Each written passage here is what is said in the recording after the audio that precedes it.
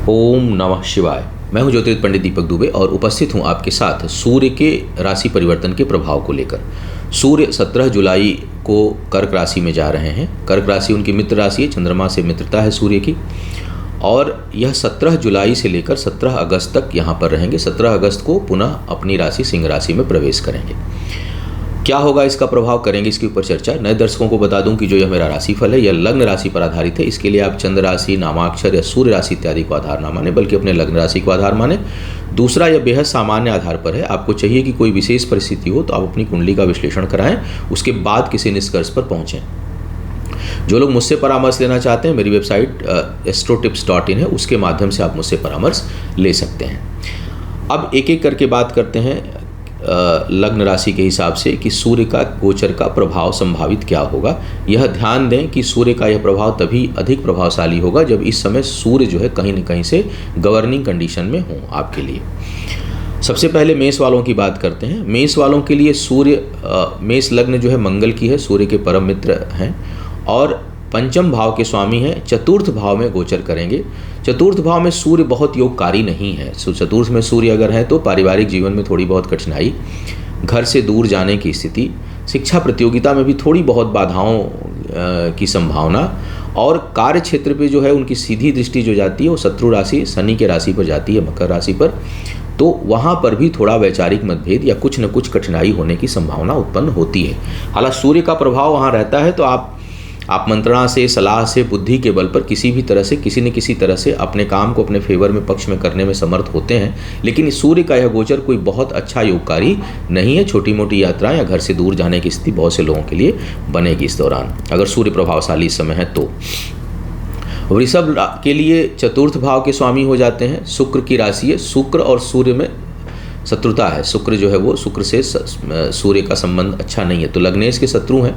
तीसरे भाव में आ रहे हैं। कुछ समय तक बुध के साथ गोचर भी रहेगा, एक आध हफ्ते लगभग युति भी रहेगी। तो यहाँ पर सूर्य का आना कोई बहुत नकारात्मक प्रभाव नहीं देने वाला है। आपके पुरुषार्थ पराक्रम में वृद्धि होगी, ज्ञान में वृद्धि होगी, तेज रहेगा, क्विक डिसीजन लेंगे। भाग्य स्थान से थोड़ा स्ट्रगल सा महसूस होगा। करीबी लोगों के ऊपर समय आपका खर्च होगा, अधिक समय हो सकता है आप दें, और उस कारण कुछ पारिवारिक जीवन के प्रसन्नता में, खुशियों में थोड़ी कमी आए, इसकी संभावना बनेगी। तो यहाँ मिला जुला परिणाम जो है वो सूर्य देने वाले हैं। मिथुन वालों के लिए परम मित्र की लग्न है जो है वो बुध की। दूसरे भाव में गोचर इनका हो रहा है। सूर्य यहाँ पर तीसरे भाव के स्वामी हैं, तो इस कारण करीबियों से लाभ की स्थिति आपके लिए बनेगी। चाहे वो मित्र हों, भाई हों, उनके साथ आपको लाभ जो है वो मिलेगा और सहयोग की प्राप्ति आपको होगी। वाणी प्रखर रहेगी, बहुत स्पष्ट बात बोलेंगे, दूर दृष्टि रहेगी। चीज़ों को जो भी आप जिस भी काम में हाथ डालेंगे उसमें काफ़ी दूर तक उसको एनालाइज करके, उसके ऊपर सोच कर, विचार कर, तब आप उस पर कोई काम इस समय करेंगे। धन के बचत के लिए ठीक नहीं है, सेविंग जो है वो प्रभावित होगी। हालांकि एक आध हफ्ते तक बुध भी रहेंगे सेकेंड हाउस में, लेकिन बचत के लिए बहुत अच्छी स्थिति नहीं बनेगी। हाँ, वाणी प्रभावशाली रहेगी, लोगों को प्रभावित करेंगे और बहुत स्पष्ट बोलेंगे, चीज़ों को करेंगे। स्वास्थ्य को लेकर के थोड़ा सावधान आपको रहना चाहिए। कर्क वालों के लिए लाभ भाव के स्वामी हैं, दूसरे भाव के, लग्न पर ही आ रहे हैं। थोड़ा मस्तिष्क से संबंधित, आँखों में, मस्तिष्क में कुछ बहुत से लोगों को समस्या हो सकती है। एसिडिटी वगैरह की जिनकी प्रॉब्लम है वो और इंक्रीज कर जाए, ऐसी संभावना है। धन जो है वो अपने ऊपर खर्च करेंगे, अपनी चीज़ों के ऊपर आप खर्च करेंगे। बचत उतनी नहीं हो पाएगी, लेकिन अपने काम, अपनी चीज़ों के, कोई काम रुका है उसके ऊपर जो है आपका धन खर्च हो। वैवाहिक जीवन में थोड़ी कठिनाई उत्पन्न होगी, उसके लिए ठीक नहीं है, तो वहाँ पर थोड़ा सा आपको सावधानी रखनी चाहिए। प्रभाव में आपके वृद्धि होगी, आपका नाम प्रतिष्ठा जो है वो बढ़ेगा, और कहीं कोई आपके ऊपर कोई आरोप लगा हुआ है या कहीं कोई लोग बदनाम कर रहे हैं तो उससे मुक्त होकर के आपकी ख्याति बढ़ेगी, पुनः प्रसिद्धि को प्राप्त करेंगे, ऐसा संयोग बनेगा। सिंह वालों के लिए लग्नेश हैं। लग्नेश होकर के द्वादश में है, अच्छा नहीं है। यह भटकाव उत्पन्न होता है, परिश्रम का परिणाम उतना नहीं मिलता है, किए हुए श्रम का लाभ जो है वो प्राप्त नहीं होता है, वहाँ पर आपको दिक्कत महसूस होगी। किसी भी काम में सफलता के लिए आपको प्रयास अधिक करने होंगे। शरीर के ऊपरी हिस्से में कठिनाई कष्ट मिलने का योग बनेगा, विशेष करके आँखों का ध्यान रखें, वहाँ पर भी कुछ न कुछ लोगों को पीड़ा हो सकती है इस समय। शत्रु हालांकि परास्त होंगे, शत्रुओं से, शत्रु राशि ही है सप्तम भाव में, लेकिन यहाँ पर लग्नेश की वहाँ दृष्टि जाने से भले ही आपका धन खर्च हो, समय खर्च हो, लेकिन शत्रुओं पर आप हावी होंगे, आप चीज़ों को प्रभावी करेंगे। तो कुल मिलाकर सूर्य का यहाँ आना कोई बहुत अच्छा परिणाम देता हुआ दिखाई नहीं दे रहा है। कन्या वालों के लिए अगर मैं देखूं तो मित्र की राशि है, द्वादश भाव के स्वामी हैं और आय स्थान पर हैं, तो यहाँ पर आपको आय में कुछ न कुछ वृद्धि करेंगे, यात्राओं से लाभ, सुदूर के जिनके कार्य व्यापार हैं उससे लाभ की स्थिति आपके लिए बनेगी।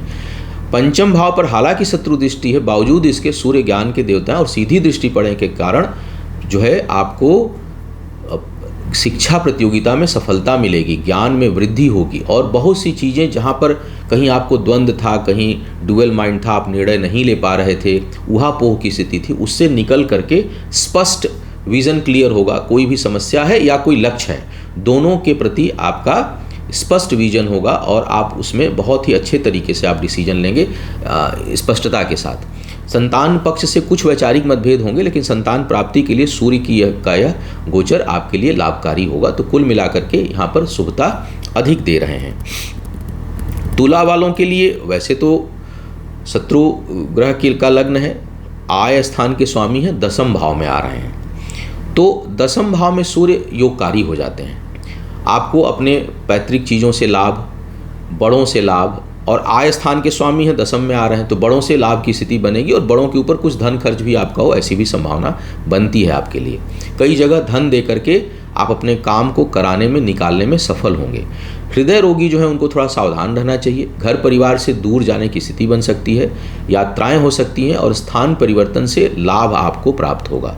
तो सूर्य की जो यहाँ पर स्थिति है वह आपके लिए लाभकारी है, योगकारी है।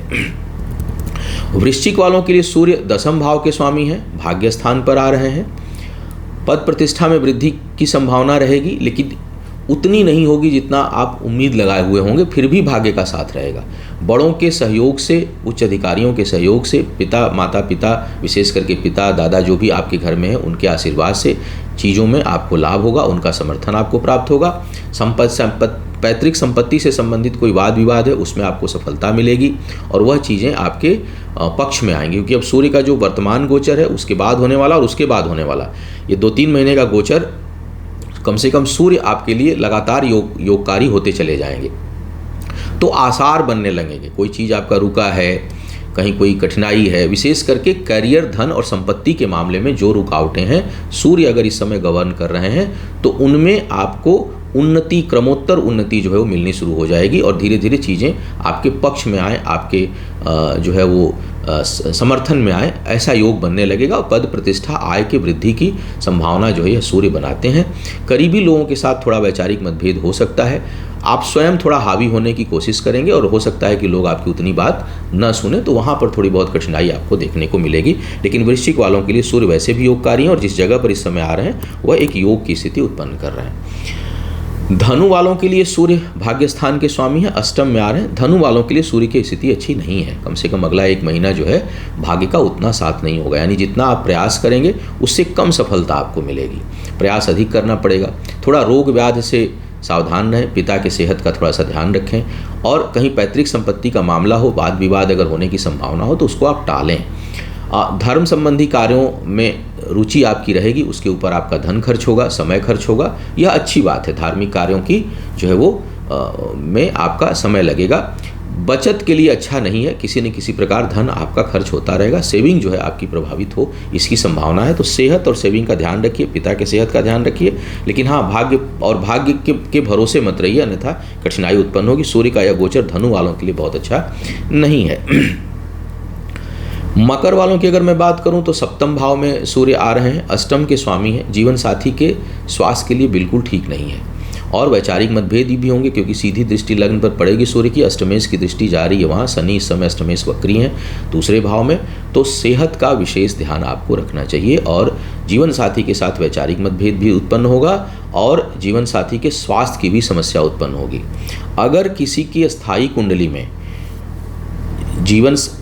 कुंडली में सूर्य सप्तम में बैठे हों और आपका लग्नेश अष्टम में चले गए हों तो अधिक सावधानी इस समय आपको रखनी चाहिए। अगर स्थायी कुंडली में इस समय का तरह का भाव है तो थोड़ा विशेष ही स्वास्थ्य का ध्यान आपको रखना चाहिए। कार्य व्यापार में वृद्धि का उतना योग नहीं है, थोड़ा धन हानि का योग यहाँ पर व्यापार में भी सूर्य कम से कम बना रहे हैं। कुंभ वालों की अगर मैं बात करूं तो सप्तमेश हैं और सप्तमेश होकर छठे भाव में आ रहे हैं। ऊपर से मंगल बैठे हुए हैं, शनि की वक्र दृष्टि है। वैवाहिक जीवन को बहुत संभालने की आवश्यकता होगी। जिनका वाद विवाद चल रहा होगा उनके लिए धन हानि का योग बनेगा। कार्य व्यापार में भी धन नष्ट हो, नुकसान हो, इसकी संभावना है। तो आप अनावश्यक प्रयोग या अति उत्साहित होकर के धन लगाने से बचिएगा। कर्ज लेकर के धन तो बिल्कुल मत लगाइएगा अपने व्यापार में, कम से कम 1 महीना तो बिल्कुल रुक जाइए।